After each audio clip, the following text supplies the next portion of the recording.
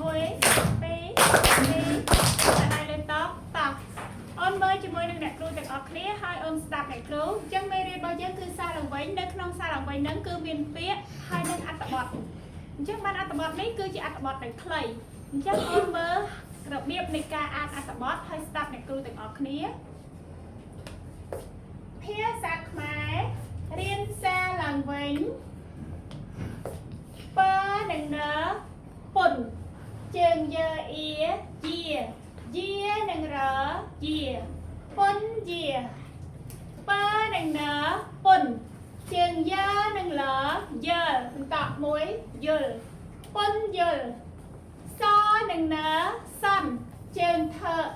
ធឹនឹងកថឹកសំថឹកបនឹងណើបនជើងលើអាឡាបនឡាបនឹងណើបនជើងលើអាឡែបនឡែតើនឹងណើតុនជើងសអាសានឹងយើសាយតុនសាយសនឹងមើសំជើងលើនឹងកឡបន្តមួយឡសំឡកនឹងមើកំជើងពើអ៊ុពុជើអ៊ីជាកំពុជាអញ្ចឹងអូនមើលការអានអត្ថបទត្រូវចេះលើកដាក់សំឡេងហើយកន្លែងណាគេដកឃ្លាអូនស្ដាប់ដង្ហើមអ្នកគ្រូមើលតើអ្នកគ្រូអានរបៀបម៉េចតោះអូនមើលទាំងអស់គ្នាប្រទេសកម្ពុជាមានធនធានធម្មជាតិមានតម្លៃច្រើនសន្ធឹកសន្ធាប់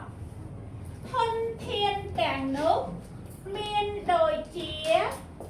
រ៉ែត្បូងថ្មព្រៃឈើ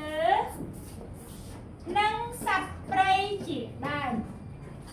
យើងត្រូវស្រឡាញ់ប្រទេសយើងនិងចូលរួមថែរក្សាការពារធនធានទាំងនោះឲ្យបានគង់វង្ស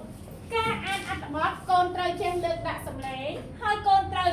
ទម្លាក់សំឡេងនេះកន្លែងសញ្ញាខណ្ឌកូនផ្ដាច់សំឡេងចោលបន្តមកកូនចាប់ផ្ដើមសំឡេងថ្មីអញ្ចឹងការអានពាក្យហើយនិងការអានអត្ថបទគឺវាមានលក្ខណៈខុសគ្នាពាក្យអូនអាចប្រកបបាននៅពេលដែលអូនអត់តន់ច្បាស់ប៉ុន្តែអត្ថបទអូនត្រូវមើលពាក្យឲ្យចេះឲ្យអស់សិនប្រកបឲ្យហើយសិនទើបអូនអានយកតែម្ដង